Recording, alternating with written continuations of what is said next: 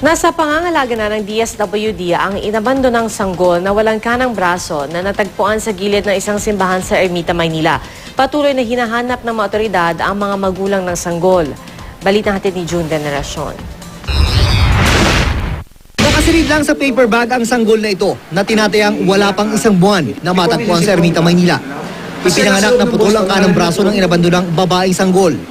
Ang 12 taong gulang na si Rachel Ladios ang nakakita sa sanggol na nasa gilid ng isang simbahan. Kaya ko po nakita yung bata kasi po umiiyak po siya. Tapos po, nilapitan ko po yung pinaglalagyan ng yung paper bag po. Tapos po, nung buklatin ko po, nakita ko po bata. Ilang gamit pang bata ang iniwan din sa tabi ng sanggol, kasama ng isang bote ng gatas na napapanis na.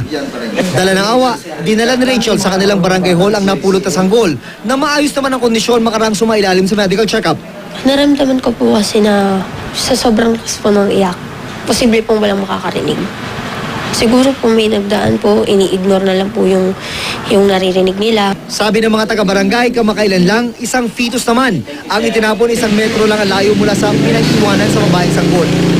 Ipinagtanong na naman nila Social Welfare Department sa mga kalapit na ospital sa Maynila kung merong ipinanganak sa kanila na sanggol na putol ang kanang braso, pero negatibo. Pansamantalang kukupkupin ng Social Welfare Department ang bata bago ilipat sa Boys Town Complex.